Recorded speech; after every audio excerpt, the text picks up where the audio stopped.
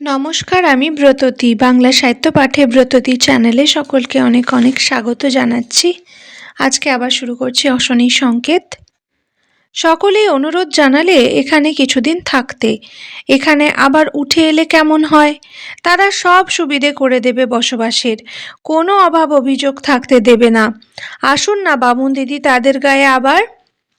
ওরা নিজেরাই ঘর দোর ঝাঁট দিয়ে পরিষ্কার করে দিলে, মাটির প্রদীপে সলতে দিয়ে আলো জ্বেলে দিলে। মতি মুচিনি বললে, রাত্রিরে আমি এসে শোবো ঘরের দাওয়ায়, দুটো খেয়ে আসি। অনঙ্গ বউ তাকে বাড়ি গিয়ে খেতে দিলে না। যা রান্না হয় এখানে দুটো ভাত খেয়ে নিলেই হবে। গরুর গাড়ির গাড়োয়ানও তো খাবে। সন্ধ্যার পরে বেশ জ্যোৎস্না উঠল। একটু ঠান্ডা পড়েছে জোর দক্ষিণ বাতাসে। বউ ঝিয়েরা একে একে চলে গেল। মতি মুচিনি কলার পাত কেটে এনে বিলের ধারে ঘাসের উপর ভাত খেতে বসল। গাড়োয়ান বললে তার শরীর খারাপ হয়েছে, সে কিছু খাবে না রাত্রে। অনঙ্গ মাদুর পেতে গল্প করতে বসল বিলের দিকের জ্যোৎস্নালোকিত দাওয়ায়। শ্যামাচরণ ঘোষের বিধবা মেয়ে একটা কেরোসিনের টেমি ধরিয়ে এসে হাজির হলো অনেক রাত্রে। সেও রাত্রে এখানে শোবে। অনঙ্গ বউকে সেও বড় ভালোবাসে। এ মেয়েটির বিবাহ হয়েছিল পাশের গ্রামে কুমুরে। 11 বছর বয়সে বিধবা হয়েছে। এখন প্রায় 27-28 বছর বয়স। দেখতে এখনো সুন্দরী, টকটকে ফর্সা রং, মুখশ্রীও ভালো। অনঙ্গ হেসে বললে, আয় কালী, চাঁদনি রাতে আবার একটা টেমি কেন? কালী আঁচল দিয়ে টেমিটা বাঁচিয়ে আনছে পদ্মবিলের জোর দক্ষিণ হাওয়া থেকে। বললে, সেজন্য নয় দিদি, ওই মুচিপাড়ার বাঁশবাগান দিয়ে আসতে গা ছমছম করে এত রাত্রিরে। কেন রে, ভূতে তোর ঘাড় মটকাবে?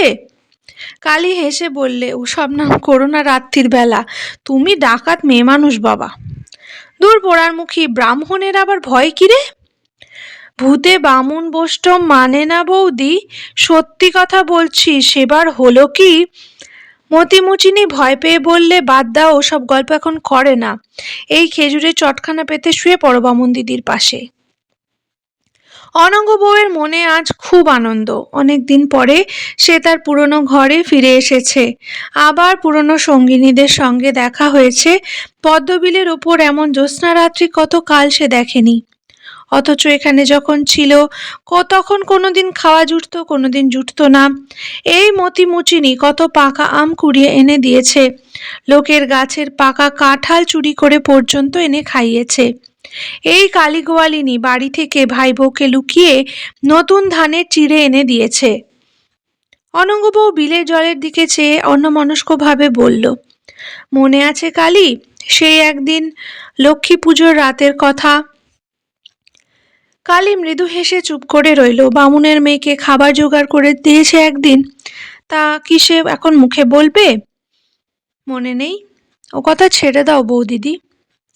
তুই সেদিন চিড়ে না আনলে উপোস দিতে হতো। আবার ও কথা আছি?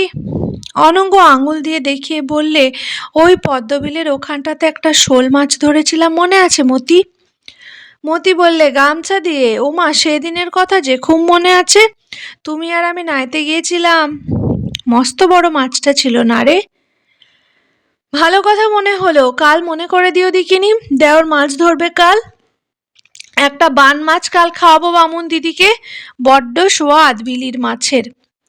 সে যেন তুই আমায় নতুন করে শেখাচ্ছিস মতি। কালী বলে উঠল, ওই শোনো মতির কথা, মুচি তার কত বুদ্ধি হবে। বৌদিদি যেন আর এ গায়ের মানুষ না।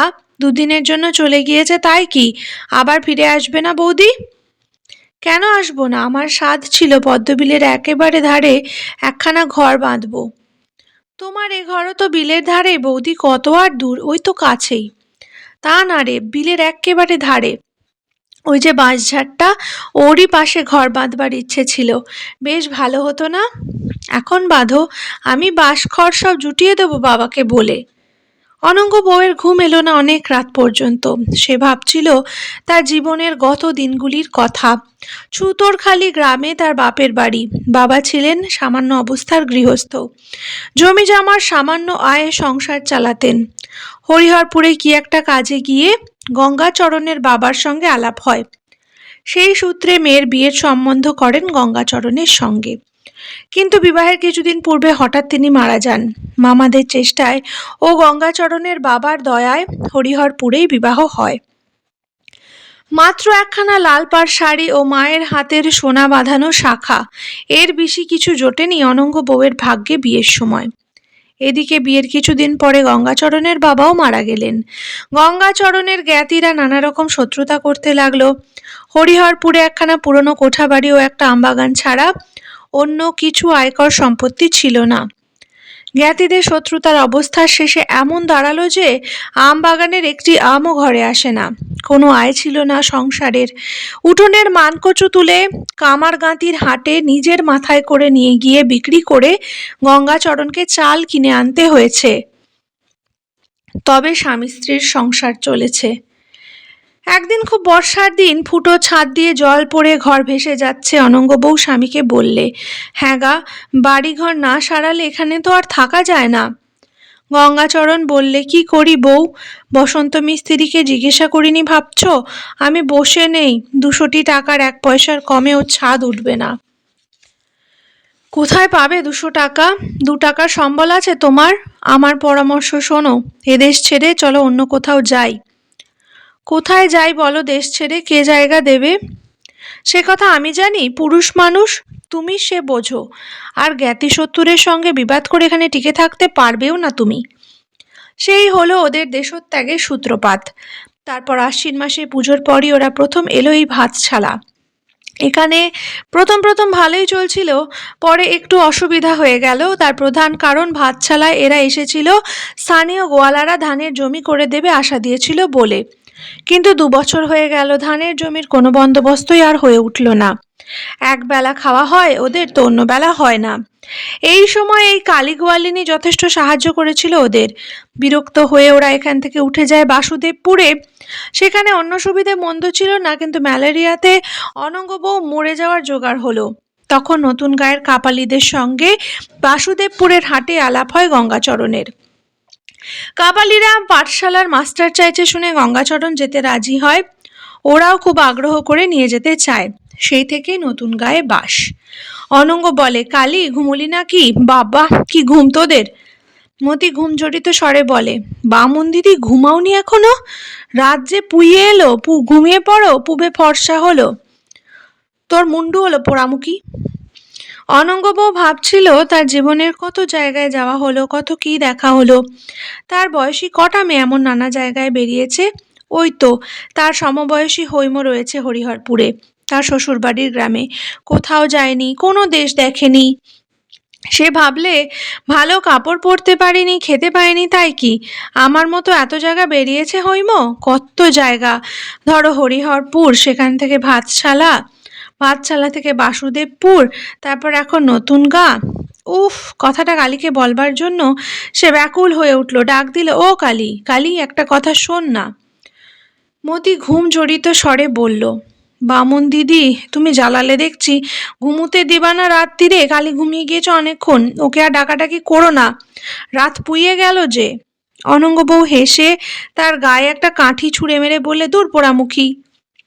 যে 2 দিন অনঙ্গ এখানে রইল, এমন নিছক আনন্দের 2টি দিন ওর জীবনে কত কাল আসেনি। চলে আসবার দিন মতিমুচিনি কেঁদে আকুল হলো। সে এ গায়ে থাকতে চায় না, অনঙ্গ বউয়ের সাথে চলে যাবে। কালী গোয়ালিনী আধশের ভালো গাওয়া ঘি 2টো মানকচু নিয়ে এসে দিলে। মতি খেজুর গুড়ের পাটালি নিয়ে এলো খেজুর গাছের বাকলায় বেঁধে। গঙ্গাচরণ জিনিসপত্র দেখে বলে, বাহ, অনেক সওদা করে এনেছো দেখছি। অনঙ্গ হাসি হাসি মুখে বললে, দাম দিতে হবে আমাকে কিন্তু। ভালো কথাই তো, কেমন দেখলে? অতি চমৎকার, আমার যে কি ভালো লেগেছে। মতি এলো, কালী এলো, গায়ের কত ঝি বউ দেখতে এলো। ওরা এখনো ভোলেনি আমাদের। ভুলে যাবে? সবাই বলে এখানে এসে আবার বাস করুন বামুন দিদি। হ্যাঁ গা, পদ্মবিলের ধারে একখানা ঘর বাঁধো না কেন? আমার বড্ড স্বাদ কিন্তু। আবার পাঠশালা ফিরে যাবে? সে হয় না, পাঠশালা জমে উঠেছে, এখন কি নড়া যায়? গেলেই লোকসান। তুমি যা ভালো বোঝো, আমার কিন্তু বাপু ওখানে একখানা ঘর বাঁধবার বড্ড ইচ্ছে। গঙ্গাচরণ সেদিন পাঠশালা জমিয়ে বসেছে। সামনের পথ দিয়ে একজন পথ চলতি লোক যেতে যেতে হঠাৎ দাঁড়িয়ে পাঠশালার মধ্যে ঢুকে বললে, এটা পাঠশালা? হ্যাঁ। মশাই দেখছি ব্রাহ্মণ, একটু তামাক খাওয়াতে পারেন? আমিও ব্রাহ্মণ, নমস্কার। বসুন বসুন, নমস্কার। ওরে! গঙ্গাচরণের ইঙ্গিতে একজন ছাত্র তামাক সাজতে ছুটল। আগন্তুক লোকটির পায়ে পুরনো তালি দেওয়া ক্যাম্বিসের জুতো, গায়ে মলিন পিরান, হাতে একগাছি তৈলপক্ষ, সরু বাঁশের ছড়ি, পায়ে জুতো থাকা সত্ত্বেও সাদা ধুলো হাঁটু পর্যন্ত উঠেছে। লোকটা একটা কেরোসিন কাঠের বাক্সের উপর ক্লান্তভাবে বসে পড়ল।